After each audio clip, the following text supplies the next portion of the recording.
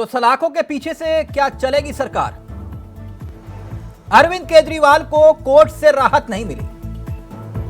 अब उन्हें 1 अप्रैल को फिर से पेश किया जाएगा। 1 अप्रैल तारीख मुकर्रर, यानी कि शोरा घोटाले के मामले में गिरफ्त में अरविंद केजरीवाल दिल्ली के मुख्यमंत्री जेल से ही सरकार चलाएंगे। दिल्ली के सीएम केजरीवाल की ईडी रिमांड को लेकर अंतिम दिन था।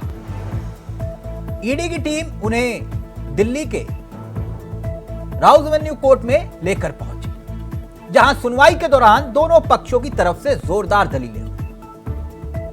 इसके बाद कोर्ट ने केजरीवाल की 5 दिनों की ईडी रिमांड मंजूर कर दी। कोर्ट ने केजरीवाल को 4 दिनों की ईडी रिमांड पर अब भेज दिया है। सुनवाई की तारीख मुकर्रर है, मगर इससे पहले केजरीवाल ने कोर्ट की इजाजत से एक लंबा चौड़ा बयान दिया। कहा कि मैं ही अपनी बात को रखूंगा, और जब उन्होंने अपनी बात को रखा तो आरोप लगाए कि उनके खिलाफ कोई सबूत नहीं है। यानी केजरीवाल बने अपने ही वकील। क्या हुआ कोर्ट में, पहले उस पर गौर फरमाएं। कहा कि मैं बोलना चाहता हूं, मेरा नाम 4 जगह सामने आया है बस।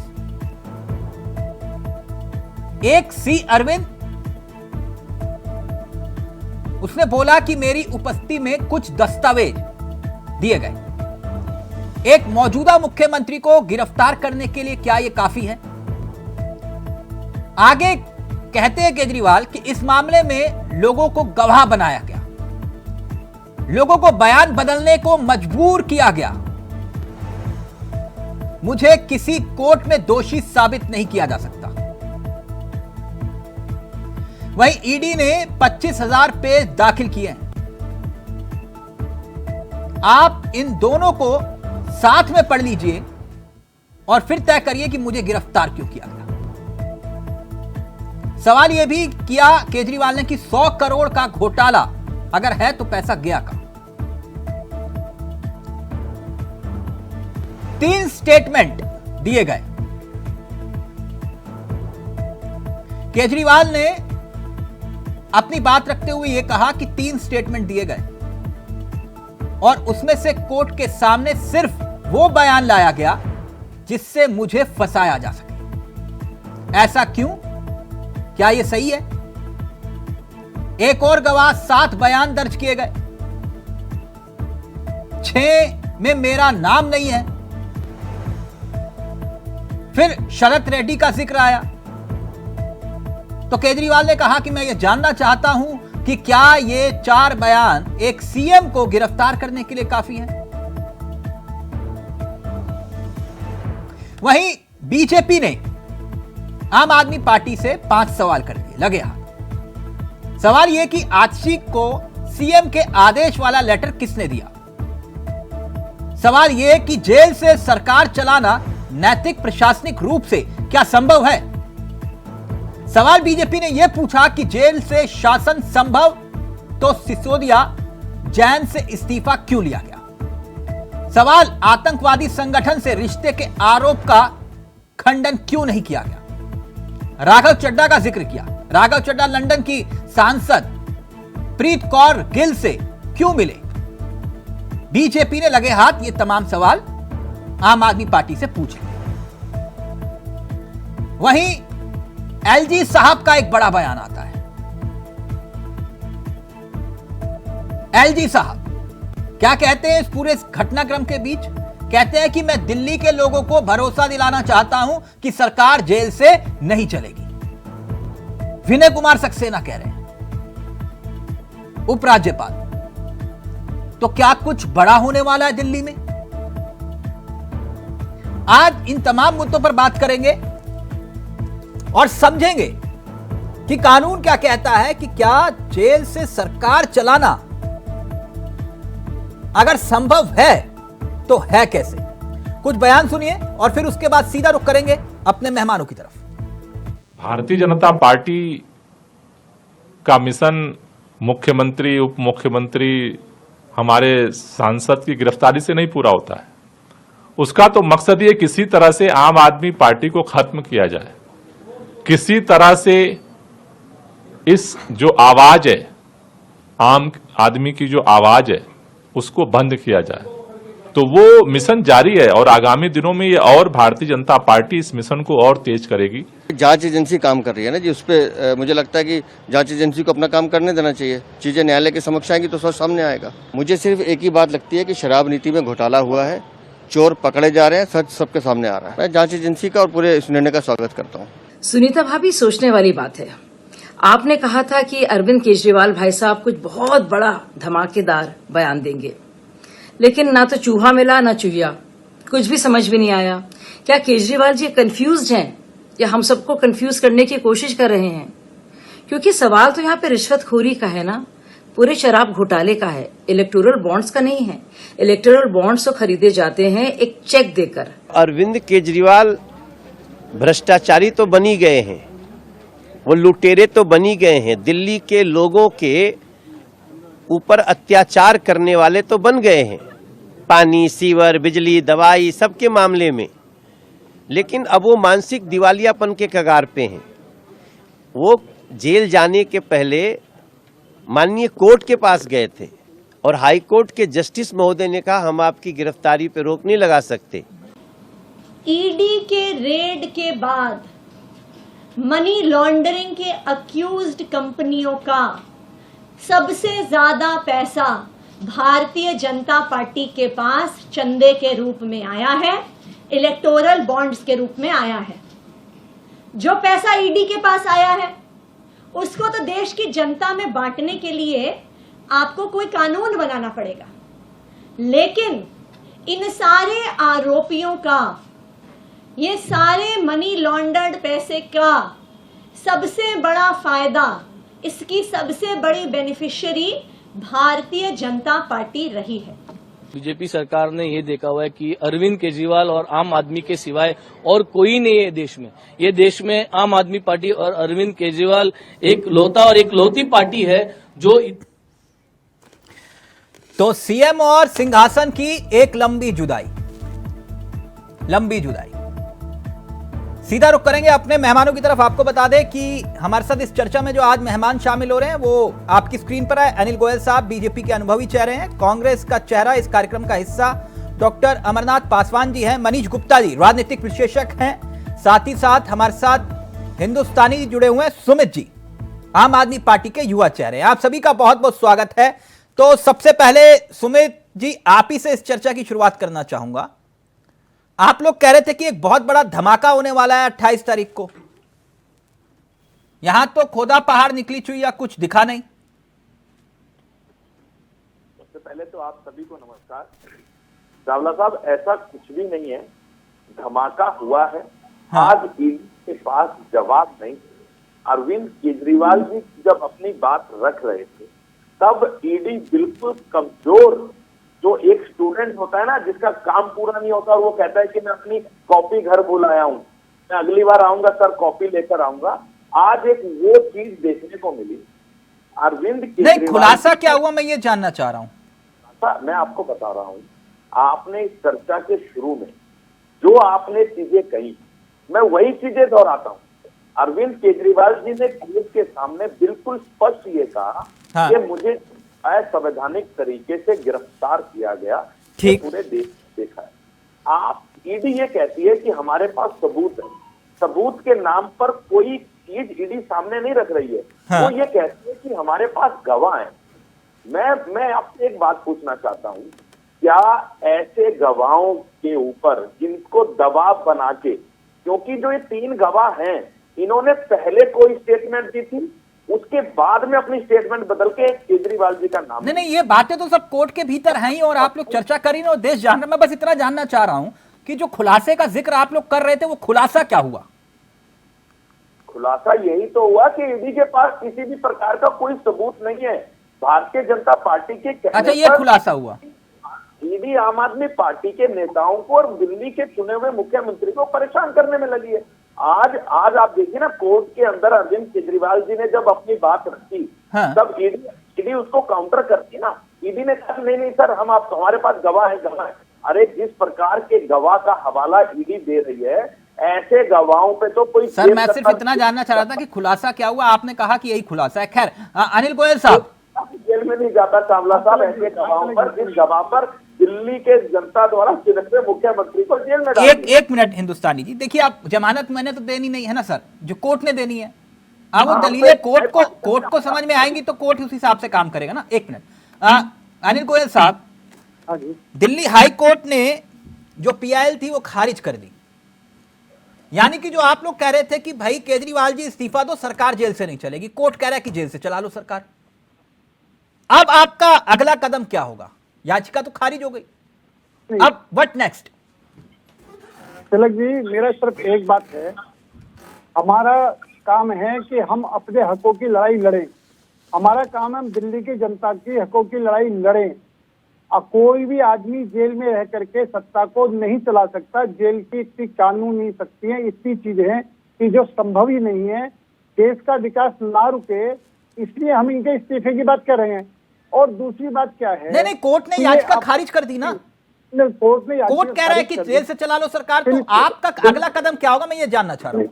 तिलक जी, मैं ये करूँ, ये कोर्ट ने संवैधानिक अपने जो संविधान में जो चीजें हैं उसको अध्ययन करने के बाद में उन्होंने अपना फैसला लिया है। लेकिन कहीं ना कहीं जो प्रैक्टिकल है, प्रैक्टिकल तो ये है कि जेल में रहकर सरकार नहीं चल सकती। सर प्रैक्टिकल तो ये भी है ना कि ये सरकार और ये मुख्यमंत्री जनता के द्वारा चुने गए हैं। जनता ने कहा कि नहीं हमें केजरीवाल चाहिए, इसी दिल्ली की जनता ने कहा ना कि अरविंद केजरीवाल ही मुख्यमंत्री चाहिए। मैं वो पूछ रहा हूं आपसे सर, तो अब अगला कदम क्या होगा? मेरा अगला कदम तो ये है कि जो ये भ्रष्टाचारी है ना जी, सारे भ्रष्टाचारी जेल में जाएंगे। और जिस तरीके से हमारे भाई कह रहे हैं, आप मुझे एक बात बताएं, आप जो सम्मान आपको आते हैं उन सम्मान की आप परवाह ना करो। मैं सिर्फ एक बात करेंगे इनसे पूछना चाहता हूँ और आपके माध्यम से पूरी देश की जनता के लिए, अगर आम पब्लिक के पास कोई पुलिस का सिपाही पहुंच जाता तो फौरन पहुंचता है। एक भी सम्मान पहुंचता तो ये कहते हैं कि कोई भी सम्मान जाए उसका पालना होनी चाहिए, उसका जवाब देना चाहिए। अगर ये निर्दोष थे, सुमित हिंदुस्तानी की जवाब दें, निर्दोष हैं, तो ये पहले मंत्री जाकर के पेश क्यों नहीं हुए? इन्होंने इन सब बातों को पहले खुलासा क्यों नहीं करा? दूसरी बात क्या है कि अगर ये निर्दोष होते तो मनीष सिसोदिया जेल से बाहर आ जाते, निर्दोष होते तो संजय सिंह जेल से बाहर आ जाते, निर्दोष होते तो सत्येंद्र जैन जेल से बाहर आ जाते। मैं इसके अलावा एक बात और बताना चाहता हूँ के ऊपर अमानुल्लाह खान, प्रेशर था, अमानुल्लाह खान जो है वो भी भ्रष्टाचार के आरोप में बन गए। एक बार गिरफ्तार कर लो, त्रिपाठी जी गिरफ्तार करेंगे, पुलिस पर हमला करा है उसके ऊपर दोष नहीं। एक मिनट एक ही करके बात रखिए, आप लोगों दोनों की आवाज नहीं आ रही। एक मिनट रुकिए, संजीव जी पूरी अनिल गोयल जी एक बात बताइए मुझे, मैं आपकी बात को आगे बढ़ाता हूं। मैंने आपसे पूछा कि आप आगे क्या करेंगे। उदाहरण के तौर पर मैं आपके सामने एक बयान पढ़ रहा हूं, यह बयान है उपराज्यपाल जी का। ठीक, उपराज्यपाल दिल्ली के एलजी क्या कह रहे हैं अब वो सुनिएगा। उनका कहना यह है कि मैं दिल्ली के लोगों को भरोसा दिलाना चाहता हूं कि सरकार जेल से नहीं चलेगी। उपराज्यपाल कह रहे हैं कि मैं भरोसा दिलाना चाहता हूं कि सरकार दिल्ली से नहीं चलेगी। तो कब तक जेल से सरकार नहीं चलेगी? 7 दिन तो हो गए साहब जेल में, तो एलजी साहब किस बात का इंतजार कर रहे हैं? नहीं तिलक जी, एलजी साहब जो भी कर रहे हैं वो संवैधानिक प्रक्रियाओं के तहत ही कार्रवाई करेंगे। लेकिन आप एक बात बताएं, जेल के अंदर किसको मिलना, कैसे मिलना, किस अधिकारी, हर चीज के लिए कोर्ट से परमिशन लेनी पड़ेगी। हर चीज के लिए जेल के नियमों का पालन करना पड़ेगा। सर वो मैं जेल के नियम, अभी हमारे साथ देश के प्रसिद्ध वकील इस कार्यक्रम का हिस्सा बनेंगे, मैं उनसे पूछ लूंगा, वो आप और मुझसे ज्यादा बेहतर बता देंगे। लेकिन मैंने आपसे ये पूछा कि सरकार, आप कह रहे हो कि हम चलाने नहीं देंगे, अब फिर किस बात का इंतजार कर रहे हो? सरकार वो चला नहीं पा रहे हैं जेल से, प्रैक्टिकली तो यही है ना। आप कह रहे हो कि वो आदेश जो जारी हो रहे हैं वो भी फर्जी है, तो फिर किस बात का इंतजार कर रहे हो आप कि कानून व्यवस्था बिगड़ जाए? आप ईडी के अंदर रहते हुए क्या ये आदेश दे सकते हैं? आप ईडी में सर, तो आपको मालूम है तो एलजी साहब होम मिनिस्ट्री को रिपोर्ट तो भेज सकते हैं। नहीं, तो वो एलजी साहब अपना काम करेंगे। एलजी साहब भारतीय जनता पार्टी, वो एलजी हैं, मैं उनके विषय में टिप्पणी नहीं करेंगे, लेकिन भारतीय जनता पार्टी दिल्ली की जनता के लिए, के हक की लड़ाई के लिए हमेशा लड़ती रहेगी, संघर्ष करती रहेगी और दिल्ली की जनता को न्याय दिलाकर रहेगी। मनीष गुप्ता जी, और फिर मैं दिल्ली को पासवान जी आपके पास आ रहा हूं। चाहिए। गुप्ता जी, केजरीवाल कह रहे हैं कि अपुनिच वकील है कुछ इस टाइप का, और उन्होंने अपनी बात और अपनी दलीलें रखी। उन्होंने एक बहुत बड़ी दलील रखी जिसके बाद कोर्ट में सन्नाटा छा गया। उन्होंने कहा कि मैं प्रदेश के प्रधानमंत्री पर आरोप लगाता हूं कि 100 करोड़ रुपए मैंने उनको दिए। क्या गिरफ्तारी हो जाएगी देश के प्रधानमंत्री की इस आरोप से? और ये जो चल रहा है, क्या दिल्ली की जनता के बारे में कोई सोच रहा है? तिलक भाई, दिल्ली की जनता के बारे में कोई चिंता करने की जरूरत नहीं है। देखिए, मैं भारतीय जनता पार्टी के इस प्ली से बिल्कुल भी सहमत नहीं हूं कि जेल से सरकार नहीं चली। अरे संविधान तो मना करता नहीं, और आपको क्या आपत्ति है? आप मुझे बताइए, क्या अरविंद केजरीवाल के पास कोई विभाग है? अगर उनके पास कोई विभाग है नहीं, तो जो काम वो पहले भी कोई काम नहीं करते थे, अब भी कोई काम नहीं कर रहे हैं, तो दिक्कत ही क्या है? जब पहले भी अभी उन्होंने 2 आदेश दिए ईडी की गिरफ्त में। मुझे लगता है कि वो गिरफ्तार होने से पहले 3-4 प्रिंट आउट मार के गए होंगे कि फला तारीख को एक दिन ये, जैसे कहते हैं फेसबुक लाइव करना है, रिकॉर्डेड लाइव, 4 तारीख को ये लगाना, 5 तारीख को ये लगाना, 6 तारीख को ये लगाना। तो मुझे लगता है ऐसा भी कुछ हुआ होगा, उन्होंने पहले से प्री साइंड ऑर्डर दे दिए होंगे कि 5 तारीख को ये करना, 6 तारीख को ये करना है। तो मुझे लगता है अरविंद केजरीवाल मुख्यमंत्री रहते भी क्या काम कर रहे थे दिल्ली की जनता के लिए, तो जेल में जा क्या करेंगे? तो ऐसे में मैं ये समझता हूं, अगर जेल से सरकार चलती रहे तो दिक्कत क्या है? कुछ भी नहीं। हाँ, इससे मीडिया को अटेंशन मिलता है, मीडिया का अटेंशन मिलता है, तो अरविंद केजरीवाल जी की जो भी सो कॉल्ड स्ट्रेटेजी है, नौटंकी है, वो चलती रहती है। भारतीय जनता पार्टी को आप कह रहे हो कि नहीं, आप देखिए सर, 2 तरह की बातें करो गुप्ता जी। आप कह रहे हो कि एक बतौर मुख्यमंत्री वो काम तो करते नहीं थे, तो इसलिए जेल से ही चलने दो सरकार। सर, कैबिनेट की बैठक तो होती है, कहां जेल में करेंगे कैबिनेट की बैठक? देखिए, कैबिनेट की बैठक में उन्होंने लास्ट कौन से फैसले लिए? जो अभी आचार संहिता लगी है, कोई खास बड़ा निर्णय होना ही नहीं है, तो कैबिनेट की बैठक अगर नाम ही हो तो क्या फर्क पड़ता है? मतलब सरकार जेल से ही चलने दो। हाँ, चूंकि देखिए, उनको एक जेन्युइन प्रॉब्लम है, अरविंद केजरीवाल जी को जेन्युइन प्रॉब्लम है। उनको प्रॉब्लम ये है, उनके पास सेकंड लाइन ऑफ लीडरशिप है नहीं। जो 2 लोग थे वो जेल में हैं। अब ऐसे में सुनीता जी को बनाए मुख्यमंत्री, आतिशी को बनाए या सौरभ जी को बनाए, इस पर प्रश्न है। उन्हें लगता है कि अगर पत्नी को बनाता हूं तो एक वर्ल्ड वाइड एक मैसेज जाएगा कि ये भी लालू यादव की तरह निकले जो अपनी पत्नी को मुख्यमंत्री बना रहे, और अगर वो आतिशी या सौरभ को बनाते तो पार्टी में टूट का खतरा है। हमें उनकी प्रॉब्लम को समझना पड़ेगा। भाई, उन्होंने एक पार्टी खड़ी की है, जैसे भी खड़ी की है, तो उनकी प्रॉब्लम है, और वो नहीं चाहते इस स्टेज पर अगर मैं मुख्यमंत्री ना रहा हाँ। तो मीडिया की, लोगों की अटेंशन मेरे पर नहीं रहेगी, तो मैं प्रचार से भी गायब हुआ, और मैं पार्टी का भी खतरा बड़ा टूटने का। अगर मैं जेल में रहूंगा या मुख्यमंत्री रहूंगा। ठीक, सुमित जी रिएक्ट करना चाह रहे हैं, फिर मैं पूरा वक्त दूंगा पासवान जी आपको। सुमित जी, वो कह रहे कुछ इस टाइप का है कि प्रिंट आउट पहले से निकाल के बोलना कि ये वाला आदेश इस तारीख का है, और कह रहे हैं कि जब वो उनके पास कोई विभाग ही नहीं था तो काम ही नहीं करते थे, तो चलने दो जेल से सरकार। नहीं, इनके कहने से थोड़ी कुछ हो जाता है। दिल्ली की जनता ने अगर 3 बार उनको चुना है तो काम के आधार पर ही तो चुना है। वैसे तो काम के आधार पर ही चुना है। और दूसरी बात, मनीष गुप्ता जी, किसको, कौन हमारी पार्टी में सेकंड लाइन लीडर है और कौन नहीं है, ये हमारी पार्टी का सवाल है, ये हमारे ऊपर छोड़ दीजिए। आप राजनीतिक विश्लेषक हैं, आप ये बताएं कि एक जनता द्वारा चुने हुए मुख्यमंत्री के ऊपर अगर देश का तानाशाह अपनी सरकारी एजेंसियों का दुरुपयोग करके उसकी पार्टी को तोड़ने का काम करता है, तब आपकी राजनीतिक विशेषज्ञता क्या कहती है? सुनिए, सबसे पहले तो आपको ना तानाशाह शब्द से बचना चाहिए। सुनिए, सबसे पहले आपको, हेलो सुनिए, सबसे पहले आपको तानाशाह शब्द से बचना चाहिए। यहाँ डिबेट में तानाशाह शब्द इस्तेमाल नहीं करना चाहिए आपको, पहली बात। और सुनिए दूसरी बात, आप सबसे पहले तानाशाह शब्द से बचो। आप देश के चुने हुए प्रधानमंत्री को तानाशाह नहीं कह सकते, नहीं कह सकते, नहीं कह सकते। आप देश के प्रधानमंत्री को तानाशाह नहीं कह सकते। मैं नहीं करूंगा। पहली बात, और दूसरी बात यह है, वो अगर आरोपी है तो बताए उन्होंने, उनके सिसोदिया ने 10-10 मोबाइल क्यों तोड़े? अरे वो तो जांच का विषय है, हम कर रहे हैं। अरे वो तो जांच का विषय है, तो सभी लोग करेंगे। आप वो तो समझिए, आप कोऑपरेट नहीं कर रहे हैं अभी। सुनो गुप्ता जी, अभी मैं आपको एक बात बता देता हूँ, अधूरी जानकारी हमेशा खतरनाक रहती है।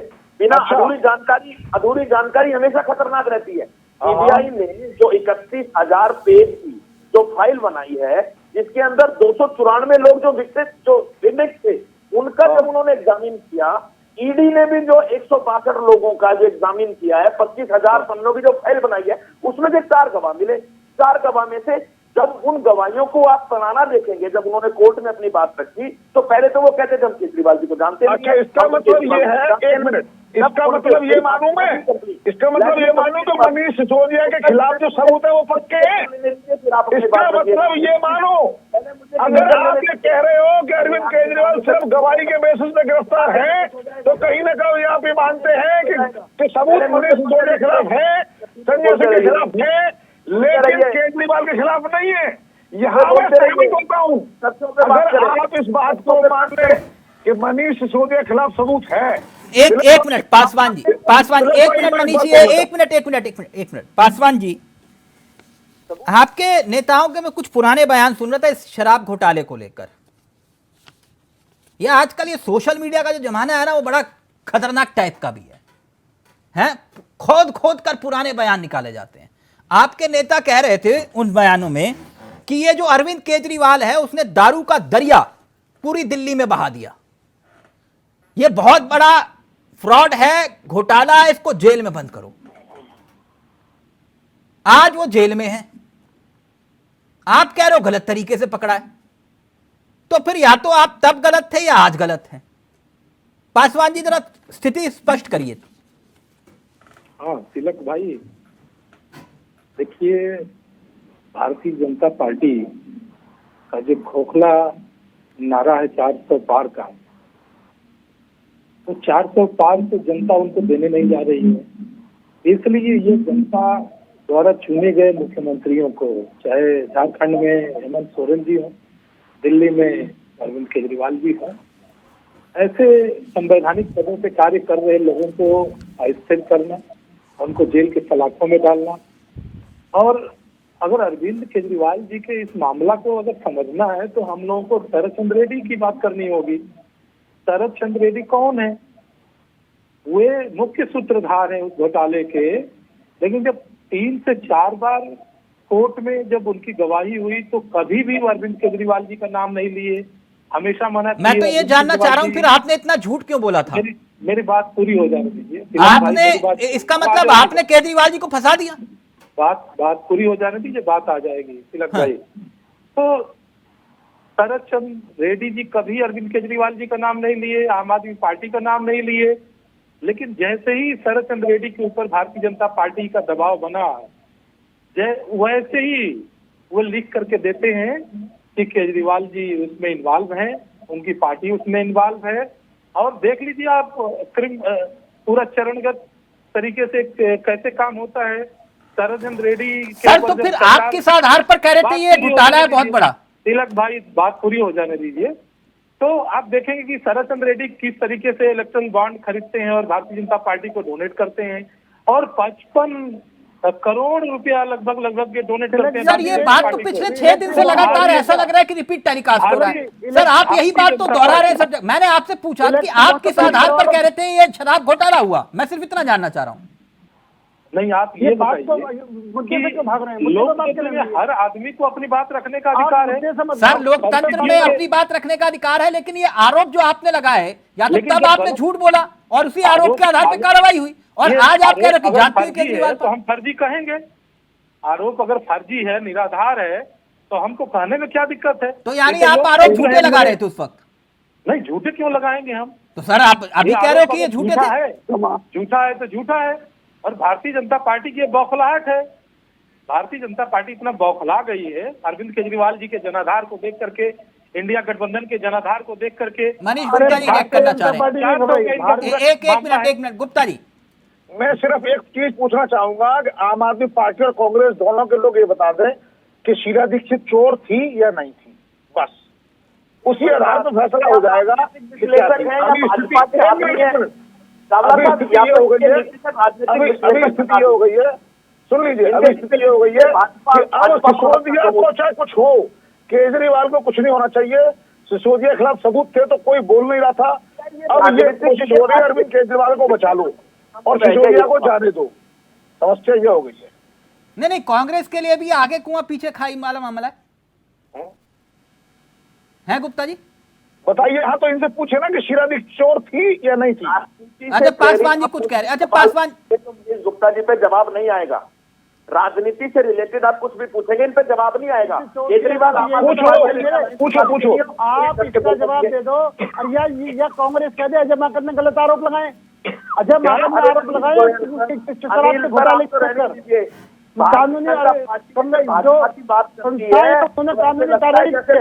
अच्छा पूछो कौन सा आरोप है, पूछो जरा। आप ये बताएं अजय माकन ने आरोप लगाए, झूठे लगाए, सच लगाए?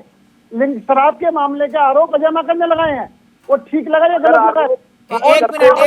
एक मिनट भ्रष्टाचारी है नहीं है ये? तुम बताओ, चलो तुम दोनों ही बता दो ना, एक दूसरे पर आरोप लगा करके। एक मिनट गोयल साहब, पासवान जी कह रहे हैं वो इलेक्ट्रल बोर्ड वाला मसला भी है, लेकिन इलेक्ट्रिक बोर्ड की चर्चा होने दो, कोई दिक्कत नहीं, लेकिन पहले शराब घोटाले पर बात कर लो ना। कोई अंदर बंद है, इलेक्ट्रिक बोर्ड में भी चर्चा हो जाएगी, कोई परेशानी नहीं है। ये मैदान छोड़ो, क्यों भाग रहे हैं? पासवान जी शराब घोटाले की हो रही है बात, शीला दीक्षित पर आरोप इन्होंने लगाए हैं।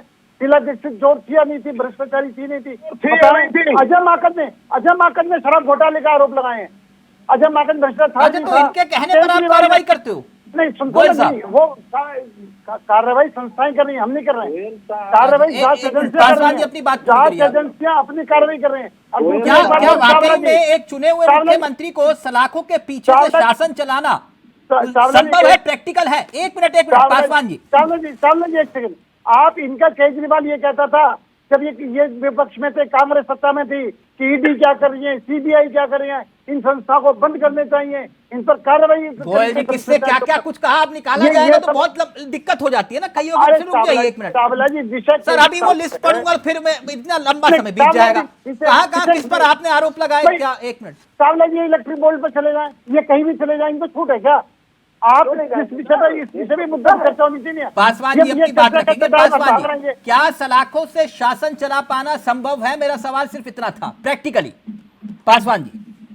तिलक जी देखिए, संविधान तो इजाजत देता है, ठीक, कहीं संविधान में ऐसा नहीं है कि जेल से सरकार नहीं चलाई जा सकती है, ठीक, क्योंकि भारतीय जनता पार्टी ने जो विरोधी दलों की सरकारें हैं राज्यों में, वो सबको अस्थिर करना चाहती है, क्योंकि भारतीय जनता पार्टी को संविधान के ऊपर भरोसा नहीं है, हाँ। लोकतंत्र के ऊपर भरोसा नहीं है, 140 करोड़ जनता पे भरोसा नहीं है।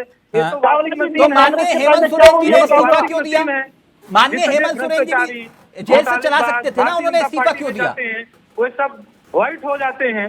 माननीय हेमंत सोरेन ने इस्तीफा क्यों दिया? माननीय लालू जी ने इस्तीफा क्यों दिया?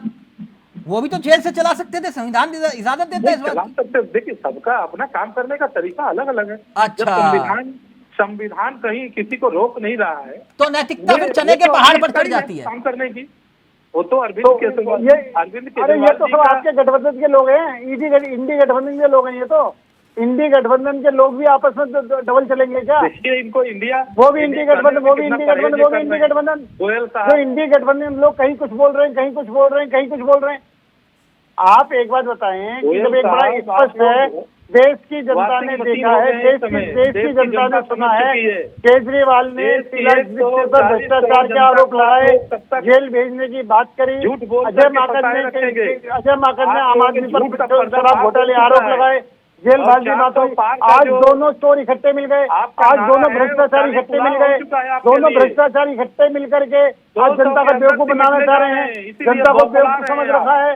आप दोनों भ्रष्टाचारी, दोनों भ्रष्टाचारी मिलकर के देश को बेवकूफ बनाना चाह रहे हैं, दिल्ली की जनता को बेवकूफ बनाना चाह रहे हैं। आरोप आप अपनी बात करो, भागो मत। शीला दीक्षित पर आरोप लगाए नहीं लगाए इन्होंने शीला दीक्षित पर आरोप लगाए नहीं लगाए? मना करें, आप मानो शीला दीक्षित चोर है। अजय माकन ने शराब घोटाले पर आरोप लगाए नहीं लगाए? मानो अजय माकन गलत है, आपकी पार्टी के, मैं हमारी बात नहीं, आपकी पार्टी के एक नेता बात, आरोप लगा गुप्ता रहे जी, हैं, गुप्ता जी, आपकी गुप्ता पार्टी जी, भाग रहे हैं, गुप्ता आप जी, जनता को मैं बेवकूफ छोटे समझ सवाल, रहे फिर हैं। उसके बाद एडवोकेट आप साहब आप जनता को बेवकूफ समझ रहे हैं क्या? एक मिनट गुप्ता जी, यहाँ राजनीति तो नैरेटिव और परसेप्शन से चलती है ना। अगर ये मसला, ये दाव उल्टा पड़ गया राजनीति के लिहाज से और वाकई में अरविंद केजरीवाल ने इस पूरे मामले को लेकर अपने आप को शहीद घोषित करवा दिया, तो राजनीति में कि भाई देखो मेरे साथ अन्याय हो गया, संदेश तो फिर उल्टा चला जाएगा, दाव उल्टा पड़ सकता है कि नहीं गुप्ता जी? चावला जी, जो भ्रष्टाचार, एक मिनट गोयल जी, मैं गुप्ता जी से पास जा रहा हूं, एक मिनट आपके पास आऊंगा, पूरा वक्त दूंगा आपको, एक मिनट रुकिए गुप्ता जी।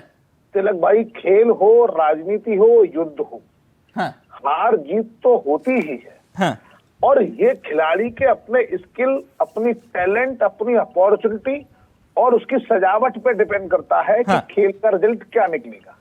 प्लस कई बार सामने वाला कितना मजबूत है, कितना उसको मौका मिला, क्या चांस आ गया, इन सब बातों पे डिपेंड करेगा। हाँ पर जिस तरीके से पिछले 2 साल से ईडी का घेरा कसता जा रहा है, अरविंद केजरीवाल जी का निकल पाना आसान नहीं होगा। ये बात उनके पक्ष में जाती है कि उन्होंने साइन नहीं किए हैं, लेकिन मुख्यमंत्री होना यानी हेड ऑफ द डिपार्टमेंट होना उनके लिए नेगेटिव जाती है। नहीं नहीं नहीं नहीं, ये साइन वाला मसला वो सब जानते हैं, पेन रखते हैं लेकिन साइन नहीं करते। लेकिन ये एक बात बिल्कुल सही कह रहे गुप्ता जी, मसला यहां होता है कैबिनेट का, और कैबिनेट को हेड कौन कर रहा है? यहां पर साइन की जरूरत नहीं पड़ती है। अब तो वो जब तक वहां है वहां तो कैबिनेट की मीटिंग तो कर ही नहीं सकते ना। हाँ, एक मैसेज जा सकता है, जैसे अमेरिका से एक मैसेज आया, जर्मनी से मैसेज आया कि अरविंद केजरीवाल के साथ अन्याय ना हो। इसका मतलब है अरविंद केजरीवाल के ऊपर पूरे विश्व की निगाहें हैं, क्योंकि अरविंद केजरीवाल एक नॉन नेता है, आंदोलन से निकले हैं।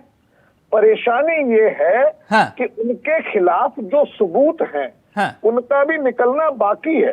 ठीक अभी वो पासवान जी, बजट का पासवर्ड नहीं दे रहे। एक मिनट सुमित जी, जल्दी अपनी बात रखिए, फिर उसके बाद वकील साहब जुड़ रहे हैं। Gupta ji thank you so much. वकील साहब से जानेंगे कि आखिरकार क्या वाकई में जेल से चला पाना सरकार संभव है, और जेल मैनुअल क्या कहते हैं। लेकिन सुमित जी प्लीज अपनी बात रखिए जल्दी से, फिर पासवान जी आ रहा हूं आपके पास।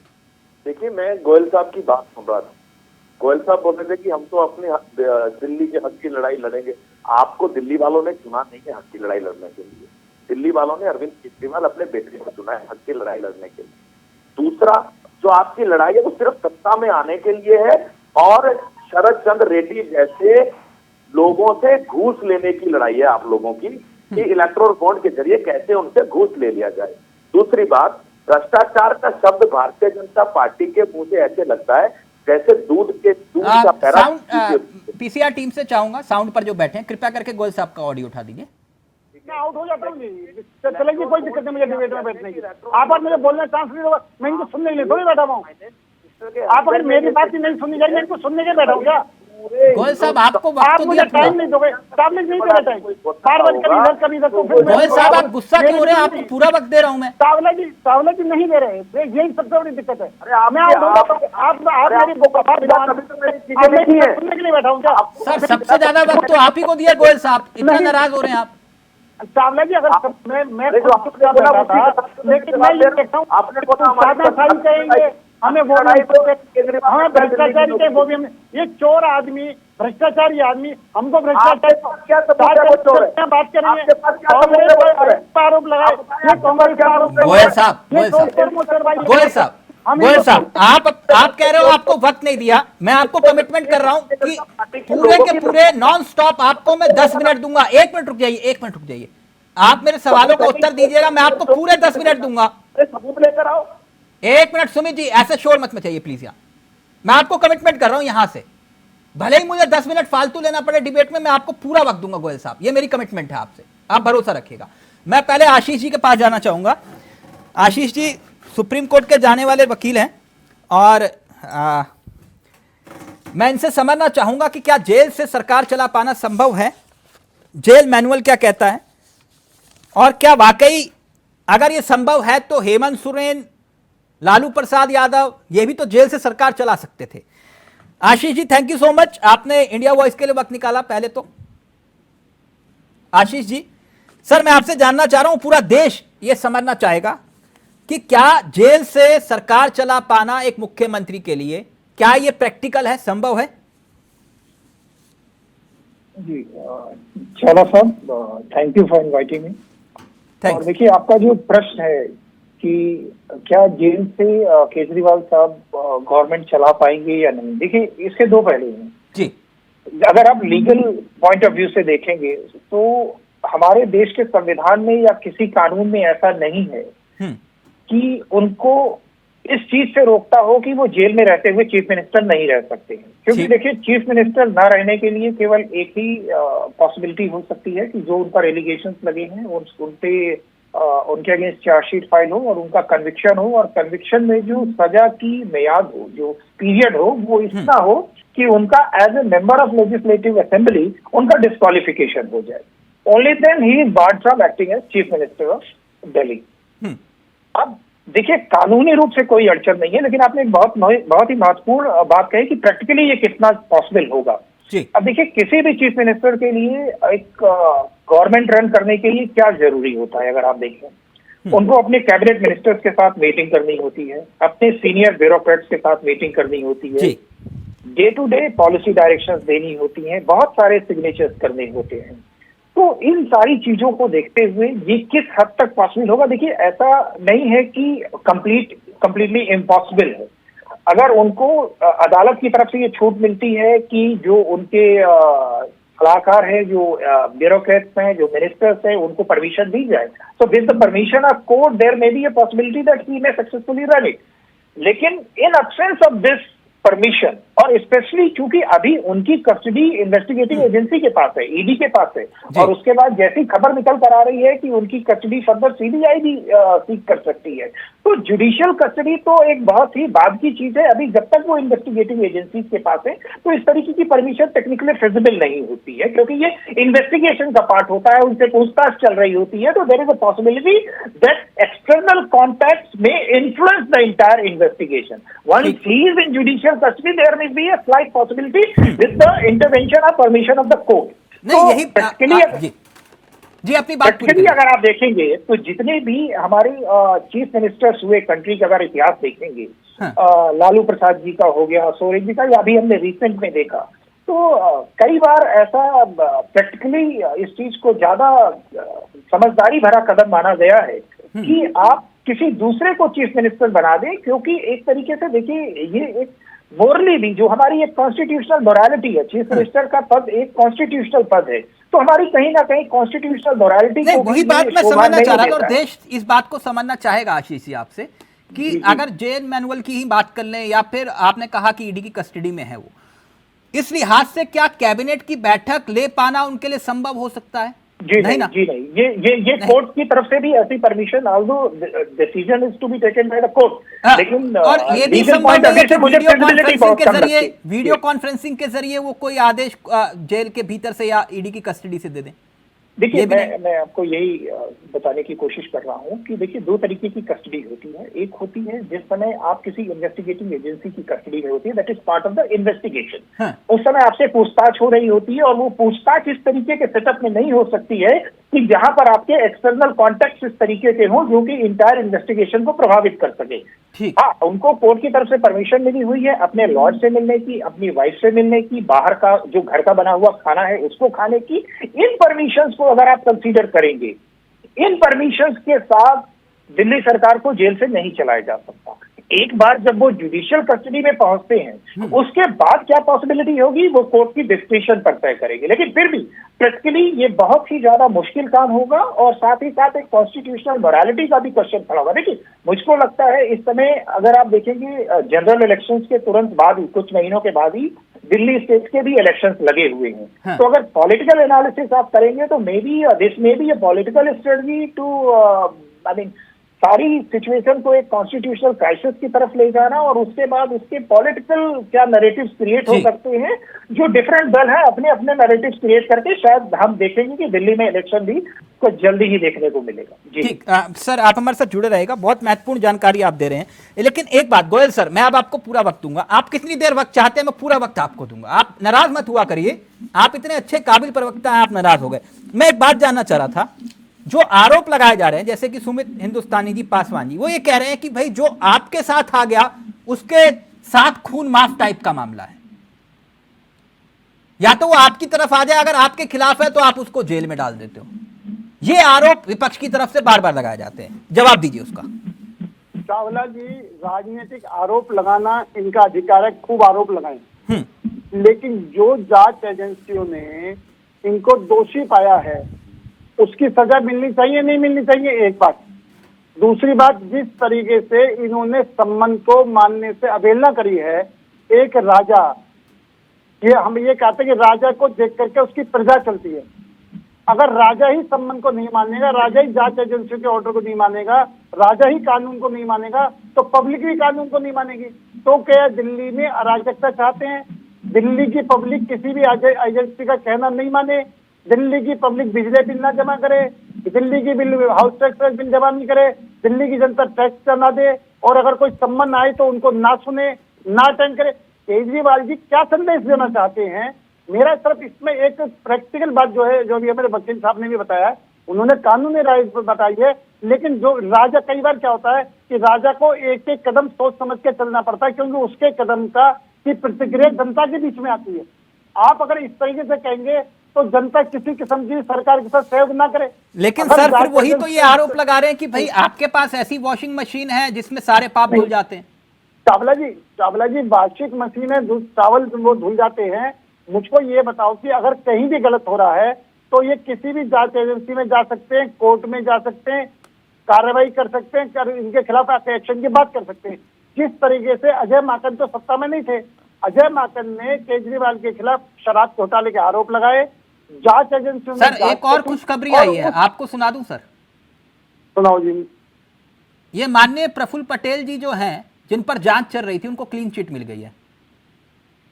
नहीं, प्रफुल्ल पटेल पर जांच चल रही है, उसको क्लीन चिट मिली है, ये तो जांच एजेंसी जवाब देंगी जी। अच्छा, तो जांच एजेंसी ने क्यों उनको क्लीन चिट दी, क्यों क्लीन चिट नहीं दी? सुप्रीम कोर्ट के आदेश पर सीबीआई ने 2017 में दर्ज प्रफुल्ल पटेल से जुड़े भ्रष्टाचार के मामले को बंद कर दिया है। तो चावला जी, ये वही प्रफुल्ल पटेल है जिन पर आपने कई गंभीर आरोप लगाए। मैं किसी प्रफुल्ल पटेल की वकालत नहीं करता।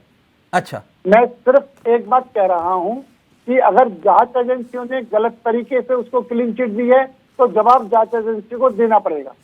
बीजेपी ने किसी को क्लीन चिट नहीं दी, बीजेपी ने किसी को आरोप नहीं लगाया। तो क्या प्रफुल्ल पटेल ने शरद पवार का साथ छोड़ा, नाता तोड़ा, तो वो इनाम मिला उन्हें, जो विपक्ष आरोप लगा रहा है? चावला जी एक बात बताएंगे कि माननीय सुप्रीम कोर्ट ने सीबीआई को पिंजरे का तोता कांग्रेस के राज में कहा, तो इसका मतलब कांग्रेस ने सीबीआई का दुरुपयोग किया। अब ये जांच एजेंसी और दुरुपयोग करते हैं, बीजेपी पर आरोप लगाते हैं। मैं सिर्फ एक बात कहना चाहता हूं, इनसे सिर्फ एक बात का जवाब आपके माध्यम से पूछना चाहता हूं। तो अजीत पवार को लेकर जो आपने आरोप लगाए थे, चक्की पीसिंग एंड पीसिंग, तो वो जांच का स्टेटस क्या है? चावला जी, मैं अभी हम अगर अरविंद केजरीवाल पे बात कर ले, फिर अजीत पवार पे बात कर लेंगे। अच्छा, अजीत पवार पे बात नहीं करनी? नहीं करेंगे, पहले अरविंद केजरीवाल दोषी हैं, एक बात। सर किसी कोर्ट ने नहीं कहा वो दोषी हैं अभी। कोई बात नहीं, मनीष जेल में। नहीं, कोई बात नहीं सर, कल को कोई आप पर आरोप लगा दे और कोई दोषी बोलेगा तो मुझे बुरा लगेगा। बिल्कुल मान गए, आरोप तो है। नहीं, आरोप होते हैं सर, वो दोषी नहीं है ना। कोर्ट बोलेगा तो सबसे पहले मैं बोलूंगा ये बंदा जो दोषी है। मनीष सिसोदिया को आज तक जमानत नहीं हुई, कोई तो कारण होगा ना सर। वो कानून, आप सत्येंद्र जैन को आज तक हवाला तरीक, कोई तो किसी विषय में तो दोषी है। तो दूसरी बात सर, मनीष सिसोदिया को जमानत क्यों नहीं मिली, कानून की पेचीदगियां वो आशीष जी बता देंगे। नहीं, मैं अच्छा, दूसरी बात क्या है? हाँ। सर ये जो तुम्हारे जैन साहब हैं, हवाला कांड के अंदर बंद हैं, उनके ऊपर भी केस है, नहीं है? ठीक। आप एक मिनट, जो बात आप कह रहे हैं, फिर मैं आशीष जी के पास जा रहा हूँ, पासवान जी आऊंगा। ये एक बात बताइए, आप ये कह रहे हो हिंदुस्तानी जी कि भाई अरविंद केजरीवाल जेल से ही सरकार चलाएंगे और जेल से ही नहीं सरकार चलानी चाहिए, संविधान हमें इजाजत देता है, तो फिर किस आधार पर मनीष सिसोदिया और सत्येंद्र जैन का इस्तीफा लिया आपने, क्यों लिया? नहीं, देखिए, अरविंद केजरीवाल जी दिल्ली की जनता ने चुने। मैं पहले गोयल साहब की बात का जवाब दूंगा, उसके बाद तो मनीष सिसोदिया को किसने चुना था? अरे हम बता रहे हैं ना, मनीष सिसोदिया को छोड़ो, सत्येंद्र जैन जी को भी दिल्ली की जनता ने हाँ। ठीक है ना, उसी जो शब्द यूज कर रहे हैं। मुझे एक बात बता दी, एक्चुअली क्या है इनका प्रॉब्लम, क्या है कि इनके पास व्हाट्सएप यूनिवर्सिटी से जो शब्द आते हैं उस शब्दों का प्रयोग ये डिबेट में करते हैं। जब तक आरोप साबित ना हो जाए कोई भी व्यक्ति दोषी नहीं होता। गोयल साहब, सबसे पहली बात।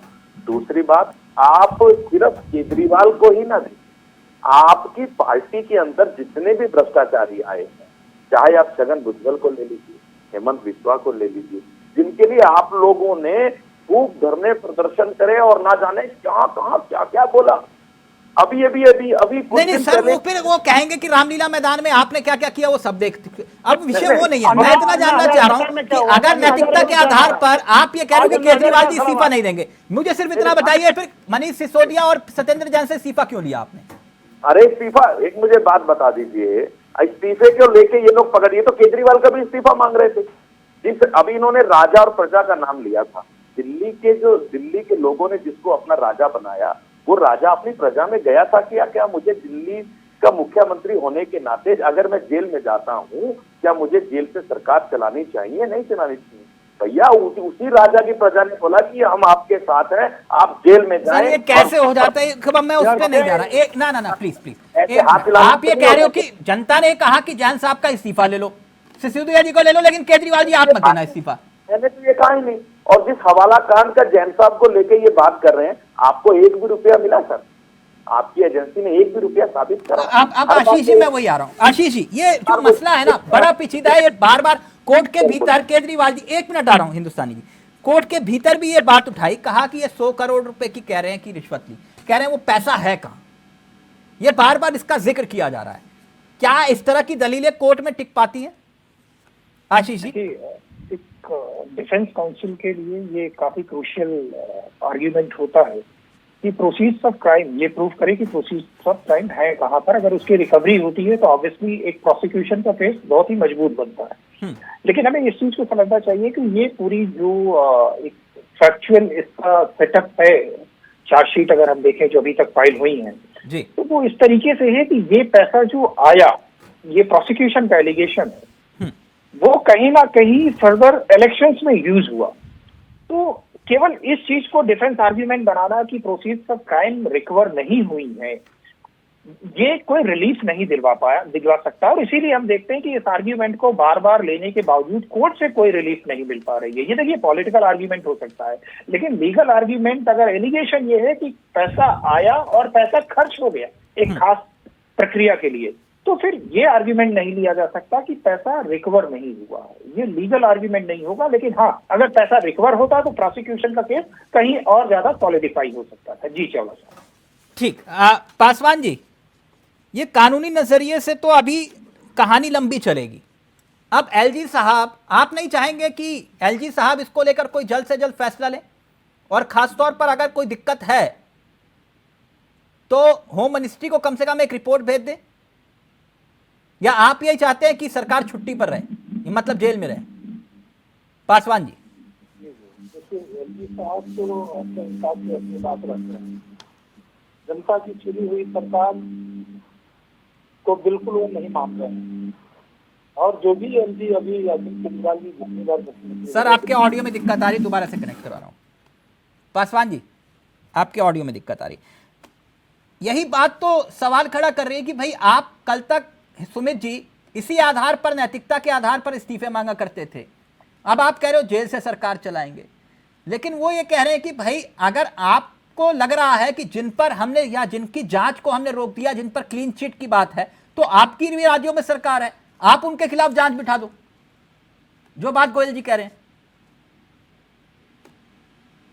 सुमित जी, सुमित जी मेरी आवाज आ रही है आपको? सुमित जी को प्लीज कनेक्ट करिएगा। पासवान जी, अब मेरी आवाज आ रही है आपको? ठीक, गोयल साहब, आरोप इस बात को लेकर है कि भाई जिनसे आप चंदा लेते हो उन पर रियायत बख्श देते हो। चावला जी, और बार बार इस बात का जिक्र इसलिए किया जा रहा है, जैसे कि अभी इनके आरोप है विपक्ष के, वही आरोप मैं आपके सामने रख रहा हूं। Future gaming company, future gaming, अप्रैल 2022, जुलाई 2022, सितंबर 2022, अप्रैल 2023 ईडी की रेड हुई। इस कंपनी ने 52 करोड़ का चंदा बीजेपी को दे दिया बॉन्ड के माध्यम से। इसके बाद हेलेंडी एनर्जी कंपनी है लिमिटेड, सीबीआई की रेड पड़ती है, जो विपक्ष का आरोप है कि मार्च 2020 में 105 करोड़ का चंदा वो आपकी पार्टी को दे देते हैं, वही कंपनी। अब जिस शख्स के आरोप के आधार पर जिसे सरकारी गवाह बनाया गया, शरद चंद्र रेड्डी, वो गिरफ्त में आते हैं और 55 करोड़ का चंदा आपको दे देते हैं। ये सब संजोग है, प्रयोग है, क्या है? यानी चंदा दो और बात खत्म, जो आरोपी पक्ष लगा रहा है। गोयल साहब का ऑडियो। मैं चावला जी, हाँ, मैं सिर्फ एक, हमारे 303 सांसद हैं, हाँ, सबसे ज्यादा स्टेट में हमारी गवर्नमेंट है, ठीक सबसे ज्यादा विधायक हैं जी, और अगर हम देखा जाए तो सबसे कम चंदा हमको मिला है। सबसे ज्यादा चंदा टीएमसी को मिला है, जो इनके गठबंधन के अंदर शामिल है। हाँ, अगर आप इलेक्ट्रिक बॉन्ड की बात करें तो मैं इलेक्ट्रिक बॉन्ड की बात कर रहा हूँ। और दूसरी बात क्या है कि ये पैसा कहीं ना कहीं नंबर 1 में पार्टियों को मिला है। सर वो नंबर 1 नहीं, कोर्ट ने उसे असंवैधानिक बताया। सुन तो मेरी बात, पहले मेरी सुन तो। तो सर वो नंबर 1 में कैसे हो सकता है? सर जिन्होंने 22 टैक्स से पैसा हुआ है, बैंक के थ्रू पैसा आया। सर मैं आपकी बात मान गया, लेकिन बीजेपी को 2741 करोड़ उन कंपनियों से मिला जिन पर ईडी, सीबीआई, आईटी ने रेड मारी। चावला जी मैं वही, लेकिन इससे पहले तो ये 2741 करोड़ उन कंपनियों का फिर आपको कैसे मिल गया? चावला जी इससे पहले जो चुनावी चंदा इकट्ठा होता था, हाँ, उसका तो कोई लेखा जोखा ही नहीं है। हाँ, आप कम से कम इस सरकार ने कुछ चीजों को लेखा जोखा करने की कोशिश तो करी है सर। उसको एक अच्छा प्रयास तो करा है। सर आप कह रहे हो ये क्रेडिट तो कोर्ट ने कहा ना कि भाई जांच जो हुई पूरे मामले की, तो उन्होंने कहा कि भाई अपलोड करो तुरंत, है ना? कोर्ट का हर आदेश मान्य है। हाँ। हम कोर्ट के किसी आदेश की अवहेलना नहीं कर रहे। हाँ। लेकिन अगर आप ये देखेंगे तो टीएमसी के पास इतना चंदा कहां से पहुंच गया? सबसे ज्यादा अगर सांसदों के रूप में सबसे ज्यादा चंदा मिला तो टीएमसी को मिला है। हाँ। हमें 6000 करोड़ चंदा मिला तो विपक्ष को 14,000 करोड़ मिला है। हमारे तो शरद चंद्र रेड्डी से आपने फिर चंदा क्यों लिया 55 करोड़ का? इनके 200 कुछ सांसद हैं। मेरा सर कहने वो तो मतलब शराब घोटाले का आरोपी है, आरोपी से आप चंदा ले रहे हो। सवाल क्या है कि किससे चंदा लिया, किससे चंदा नहीं लिया, किसने चंदा दिया, किसने चंदा नहीं दिया, उसकी लिस्ट मेरे पास नहीं है। लेकिन मैं बड़ा स्पष्ट कह देना चाहता हूँ कि सत्तारूढ़ पार्टी होने के बावजूद भी सबसे कम चंदा हमारे पास आया है और हमारे पास लगभग 6000 करोड़ है, तो विपक्ष के पास लगभग 14,000 करोड़ है। सुमित जी जल्दी से अपनी बात रखिए, फिर आशीष जी और पासवान जी भी जुड़ गए। सुमित जी, जो आरोप आप लगा रहे हैं वो कह रहे हैं कि भाई इस हिसाब पे देखो तो टीएमसी ने जो चंदा दिया उसका भी हिसाब दे दे जनता को। देखिए मैं तो एक चीज जानना, मेरे को तो बड़ी हंसी आती है इस बात पे। अगर इनसे कोई बात आ जाए, शरद चंद्र रेड्डी का नाम आ जाता है, तो ये ऐसे हो जाते हैं जैसे इनकी यादाश्त चली गई हो, मतलब इन्हें कुछ पता ही नहीं है। भैया उस व्यक्ति ने जिसको आपने साउथ लोबी का किंग पिन बताया, आपकी ईडी ने, और जिसने अपने पहले बयान में बोला कि मैं केजरीवाल जी को नहीं जानता, लेकिन 5 महीने जब आपकी ईडी ने उसको अंदर रखा और उसके बाद जब उसने कहा कि मेरे पीठ में दर्द है, उसको आपकी ईडी ने बोला कि हाँ कोर्ट में बोला कि इसकी पीठ में दर्द है, इसको छोड़ दीजिए, उसकी डीलिंग हो चुकी है। 60 करोड़ रुपए का चंदा जो इससे लेना तो घूस लेनी थी, चंदा नहीं लेनी थी, घूस लेनी थी। वो घूस लेके आपने बोला कि चल मेरे भाई, जो साउथ लोबी का एक समय में किंग पिन हुआ करता था, अब वो भारतीय जनता पार्टी। आशीष जी मैं एक मिनट प्लीज। आशीष जी मैं आपका फाइनल कमेंट ले रहा हूं, फिर उसके बाद पासवान जी एक सवाल आपसे होगा। आशीष जी अब आपको क्या लगता है कानूनी लिहाज से ये पूरा का पूरा विवाद कहां आकर खड़ा होने वाला है? देखिए बहुत सारे विवाद हो सकते हैं। मैं प्रिजम्पशन ये है कि आप ये पूछ रहे हैं कि जो लिकर स्कैम है उसको लेकर आगे चीजें कैसे प्रोसेस करेगी, राइट? जी देखिए, अगर आप इससे पॉलिटिकल एंगल को निकाल दें और चीफ मिनिस्टर की पोस्ट को निकाल दें, अगर एक आम एक्यूज के रूप में अगर आप देखें, तो केवल मैं उसी तरीके से आपको बता पाऊंगा। पॉलिटिकल रिपरकशंस जो भी होंगे वो पॉलिटिकल पार्टीज के लिए डिस्कशन का विषय है। देखिए, जब कोई भी एक्यूज होता है उससे इन्वेस्टिगेशन स्टार्ट होता है। अब आप देखेंगे जैसे कि कई सारे स्टेटमेंट्स निकल कर आए, पब्लिक अप्रूवर कुछ इसमें जो एक्यूज थे वो टर्न हो गए with the permission of court, उसमें से केजरीवाल साहब का नाम निकल कर आया, तो उसी प्रोसेस में उनको समन्स भेजे गए। देखिए, व्यक्तिगत रूप से मैं मानता हूँ कि अगर आप कोई कॉन्स्टिट्यूशनल पोस्ट को होल्ड करते हैं तो ये शायद आपकी it is incumbent upon you कि आप कानून को ज्यादा बेहतर तरीके से फॉलो करें। तो शायद अगर पहली डेट पर ही केजरीवाल साहब एक इन्वेस्टिगेटिव एजेंसी के पास जाते और अपने स्टेटमेंट्स रिकॉर्ड करा देते और फिर अगर ईडी उनके अरेस्ट की तरफ बढ़ती, तो शायद उनके पास एक पॉलिटिकल आर्ग्यूमेंट ज्यादा बेहतर होता। 9 समन्स को अवॉइड करने के बाद अगर इन्वेस्टिगेटिंग एजेंसी ने उनको अरेस्ट किया है, तो एक पब्लिक परसेप्शन क्रिएट हुआ है कि उनके पास कोई दूसरा ऑप्शन नहीं बचा हुआ था। अब देखिए, अब इस चीज को भी समझने की जरूरत है कि ईडी जिस एक्ट के तहत ऑपरेट करती है, prevention of money laundering act, उसका सेक्शन 45 जो है वो बेल के लिए बहुत ही स्ट्रिंजेंट कंडीशंस इंपोज करता है। ठीक है, नॉर्मल कंडीशन में क्या होता है, अगर आपके पास 2 मिनट का समय हो तो मैं इस चीज को क्लैरिफाई कर दूं, प्रॉब्लम क्या आ रही है। जी, नॉर्मल कंडीशन में क्या होता है कि प्रिजम्पशन ये होती है कि अगर एक्यूज्ड बाहर निकलने के बाद एविडेंस से टेम्परिंग नहीं करेगा, वो फ्लाइट रिस्क नहीं होगा, वो विटनेसेस को इन्फ्लुएंस करने का प्रयास नहीं करेगा, तो सुप्रीम कोर्ट कई बार इस चीज को रिएटरेट कर चुका है कि bail is the rule, jail is exception. लेकिन prevention of money laundering act का सेक्शन 45 ये कहता है, ट्विन कंडीशंस इंपोज करता है, बीइंग द स्पेशल एक्ट, कि इसमें कोर्ट को प्राइमा फेसी अपने आप को सेटिस्फाई करना पड़ेगा कि जिस एक्यूज के ऊपर एलिगेशन लगाया गया है prevention of money laundering act में, उसने ये क्राइम कमिट नहीं किया। दूसरी कंडीशन ये है कि वो बाहर निकलने के बाद ये क्राइम कमिट नहीं करेगा, और एक और कंडीशन है कि इसमें पब्लिक प्रोसिक्यूटर को एक तरीके से बिना सुने कोई भी रिलीफ ग्रांट नहीं की जा सकती। तो एक तरीके से विदाउट ट्रायल एक प्राइमा फेसी एक ट्रायल हो जाता है जज के सामने, जिसकी वजह से उसके सामने ऑप्शंस बहुत कम होते हैं कि किसी भी एक्यूज को prevention of money laundering act में बेल ग्रांट की जा सके। तो अब देखिए, जब इनकी इन्वेस्टिगेशन कंप्लीट होगी, कस्टोडियल इंटरोगेशन, इसके बाद शायद जुडिशियल कस्टडी की तरफ जाएंगे। हो सकता है अगर इसमें सीबीआई इन्वॉल्व होती है, वो कस्टडी लेगी इनकी इन्वेस्टिगेशन के लिए, फिर ये वापस जुडिशियल कस्टडी में जाएंगे। तो आप देखेंगे जिस तरीके से सत्येंद्र जैन जी के साथ हुआ है, जो मनीष सिसोदिया जी के साथ हुआ है, ठीक वही सेम चीज यहाँ पर अब फाइनल कमेंट मैं आपका ले रहा हूं सर। एक बात पासवान साहब, नैतिकता के आधार पर क्या केजरीवाल को सरकार जेल से चलानी चाहिए या हाँ या ना? देखिए, जहां बात संविधान की हो तो संविधान की माननी चाहिए, और अरविंद केजरीवाल जी बिल्कुल जो संविधान के प्राविधान है, संवैधानिक अधिकारों को उन्होंने बेहतर तरीके से, ठीक, काश यही संविधान की किताब जो है हेमंत सोरेन ने भी पढ़ी होती और लालू जी ने भी पढ़ी होती, और मुझे पूरी उम्मीद है शायद उन्होंने भी पढ़ी होगी। लेकिन कम से कम हेमंत सोरेन ने एक नजीर तो साबित की कि भाई कम से कम मुझे इतना वक्त दे दो, मैं राज्यपाल को जाकर इस्तीफा दे दूं और मुख्यमंत्री चुन लूं कौन है। आप कह रहे हो ये जो है संविधान इजाजत देता है केजरीवाल सरकार चलाए। ओके, ठीक है, थैंक यू सो मच, बहुत बहुत शुक्रिया आप सभी का। Ashish ji, thank you so much, आपने वक्त दिया और बहुत बेहतरीन तरीके से अपनी बात को कानून के नजरिए से समझाया। थैंक यू सो मच, आप सभी का बहुत बहुत शुक्रिया। तो अब सीधे तौर पर सलाखों के पीछे से चलेगी केजरीवाल की सरकार, एक बड़ा सवाल। नमस्कार, जय हिंद, जय भारत।